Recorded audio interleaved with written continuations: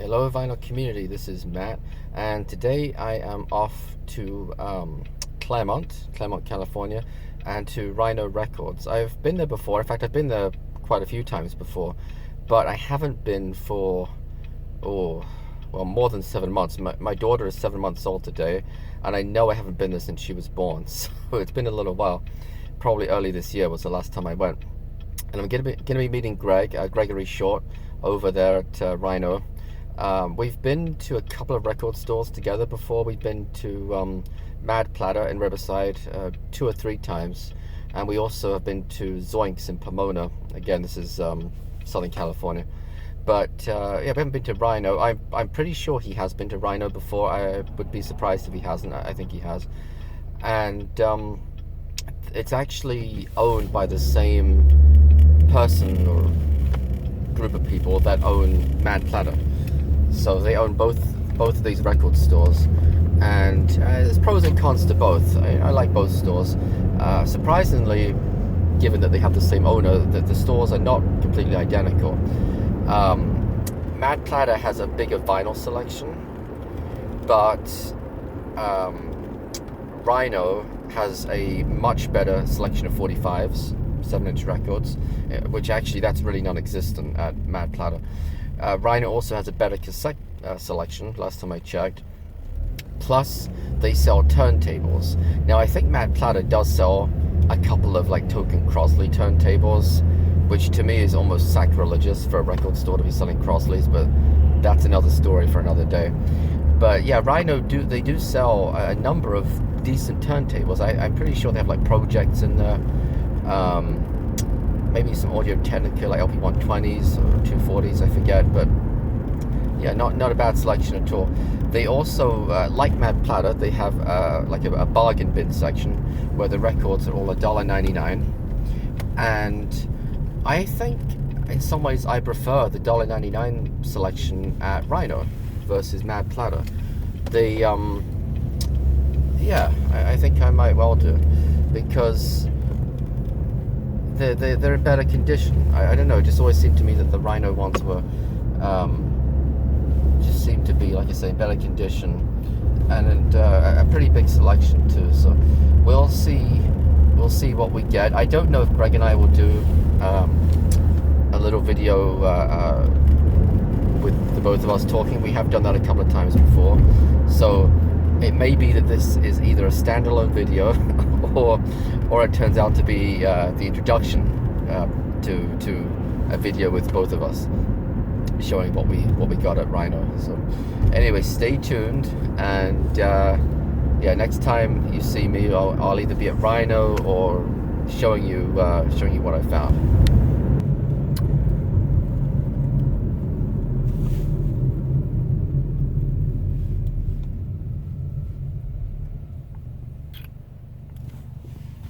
Almost here.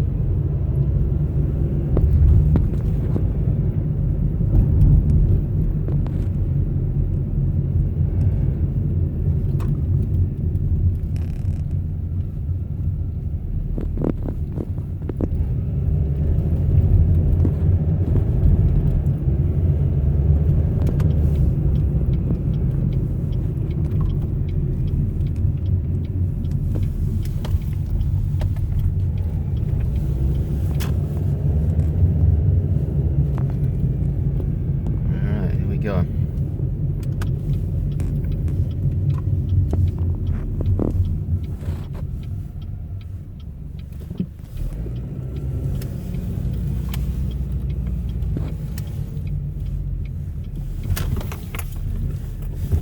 I think that's Greg's car right there, I think.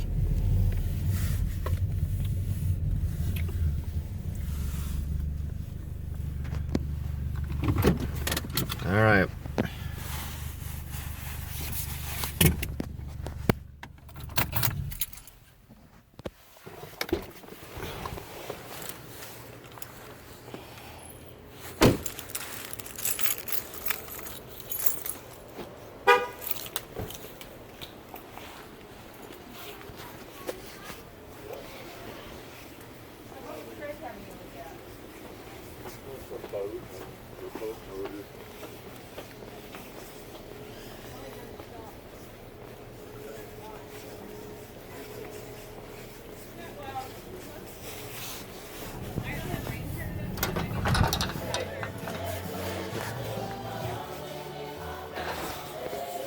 There he is. There's Greg. Hey Greg, how's it going? Good, good. I thought I'd do a little bit of filming in here. Excellent. Yeah. Excellent. Sorry I'm a little late. Oh, no, that's fine. Yeah. This is Rhino Records. Very cool. Alright, so I'm back from Rhino Records. It was great to meet up with Greg, as always. And I didn't buy a lot. I kind of had said to myself, because I've done quite well with my spending on records lately. I did buy a few things in England, but I haven't bought anything here, or anything on eBay here for a month, which is like a record for me by some distance. And I've really kind of kept the thrift store spending it to a minimum too. So I kind of said, you know, if I spent 30 or 40 bucks, it wouldn't be so bad. But I only ended up spending like $8. But I just couldn't find, you know,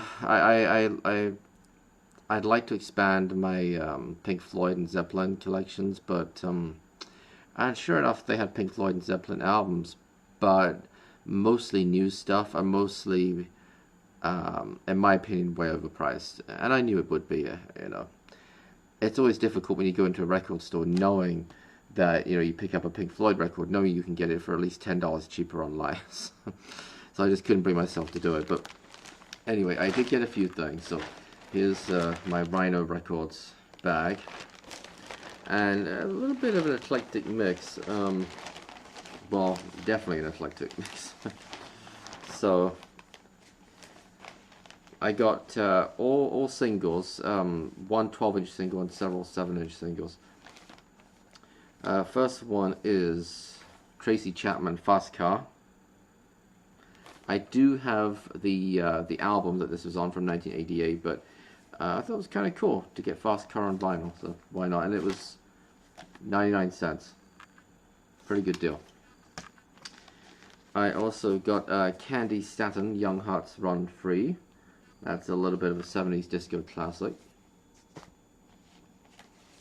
I got Ziggy Marley and the Melody Makers, Tomorrow People. I did recently get their greatest hits on CD, which included Tomorrow People, but again, this was 99 cents.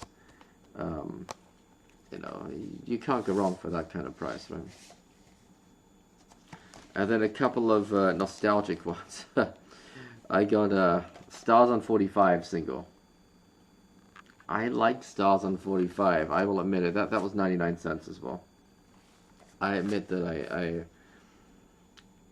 yeah, I think I have one of the albums. There were a few albums, at least 3. I think I have the second one.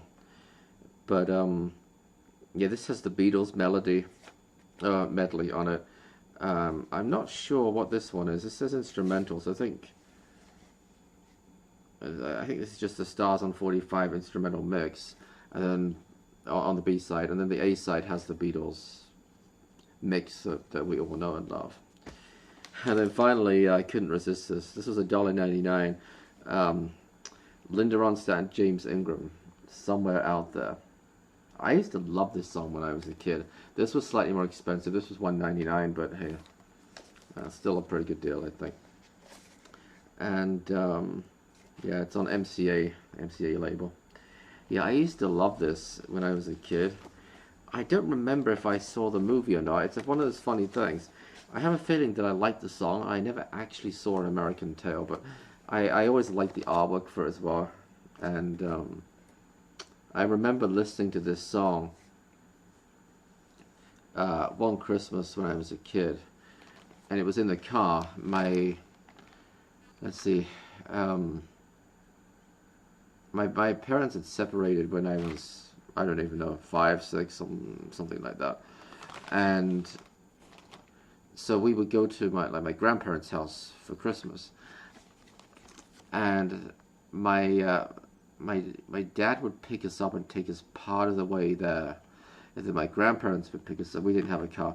My grandparents would then pick us up at that halfway point and take us back to their house the rest of the way. And I remember in my dad's car, we got to the halfway point, and the car was stopped, and this song was on the radio. I know, it's just one of those, and it was Christmas time. Just one of those funny things you remember. And then finally I got a 12-inch single, which was Yes, Owner of a Lonely Heart. I saw this, and I passed by it. It was in the $1.99 section. And then Greg was going back over some of the records I'd already looked through, and he said, "Oh, you didn't want to get that?" And I said, "Yeah, you know what, you're right, let's just get it." So Greg kind of persuaded me. So this has, the A side has some sort of dance mix of it, so I'm going to be kind of curious to see what that is. It says the Red and Blue Remix Dance Version, whatever that is. And then the B side has the edit version, which I'm assuming is the single mix, and then Our Song, which I'm not familiar with, but yeah, it's on. I've never seen this Atco label before. Maybe it was common. I've never seen it. So this is from 1983. So I don't know if that's the label they were using for all their records in 1983. But yeah, I only have, I want to say maybe one Yes album that I found like at a thrift store or something. I'm never a huge fan of this, but I do like the song Owner of a Lonely Heart. So I thought, you know what, Greg's right, $1.99. What the heck, right? Might as well get it. Might as well get it. So just a small little stash here, nothing too exciting. There are a few other records I nearly got. They had an album by the band Deacon Blue, which I was a pretty big fan of when I was a kid. There were a few of their songs that I liked. And let's see what else. Oh, John Paul Young, Love Is in the Air. I would have got that if it was in better condition. I almost did. The record was okay, but the sleeve was kind of beaten up. And I've tried to become a little more discerning when it comes to the condition, not only of the vinyl, but of the sleeves as well. And so I just, I mean, like these 7 inches, that's pretty bad, but I have a bunch of spares. I have a bunch of blank, plain white sleeves, so that's not a problem. And I did pick up a copy, as Greg and I usually do, a copy of Record Collector magazine right here. Talks about Leonard Cohen. Leonard Cohen 1 year later, so has it been a year since he died? I guess it must have been. It was kind of curious because we got this little thing here, Tom Petty Remembered. I would have thought it'd be the other way around. I would have thought Tom Petty would have been the main feature, and then Leonard Cohen would have been the sort of, the little subplot, if you like, on the cover. But what I'm guessing is that, they already had this Leonard Cohen cover designed, and then Tom Petty passed away unexpectedly, and they were going to go to print shortly, and so they had to kind of scramble and put a little something together for Tom Petty. So I'm hoping for the next issue they will do something a little more extensive for Tom Petty. But I actually like this magazine, not so much for the articles, of which there really aren't many, to be honest, but I like it because you'll find ads for record stores in Southern California. So let me see if I can find some. Here's Here's the Leonard Cohen article. Let me see if I can find some here.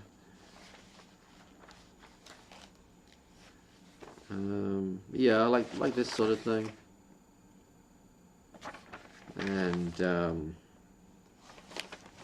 yeah, a whole bunch here. There's several on the side here, which I haven't been to, like Spin Records, which is in, well, it's in Carlsbad, so that's a little bit of a trek, but El Cerrito, it's all California. I think it has, maybe has Northern California in here too. So, yeah. Huh. Actually, that might be an interesting article. The vinyl and the damage done. Huh. It says, turntable tips for the vinyl afflicted. And I think it's talking about skips and scratches in records and warps in the vinyl. Yeah, I'll have to give that another look. But and here's the little article about Tom Petty. Thank you, Tom. Again, I am assuming that they might do a bigger article at some point, but I don't know. The fact that they put this out suggests to me that maybe he didn't pass away right before they went to print. I don't know. We'll see what the next issue brings. Anyway, very cool. Nice to go to Rhino Records. Hope you guys enjoyed it was a very quick little view of the inside of the store. I know I didn't show much of it because I don't know. I always find it awkward trying to go around with a camera in a store, particularly if you haven't asked permission. And I hadn't. I just walked in, and you guys saw that Greg was already in there.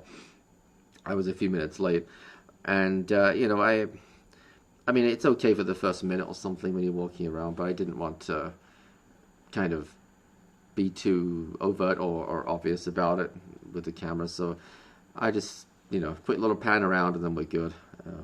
Yeah. But anyway, thank you guys as always for watching, and yeah, until next time. Bye-bye.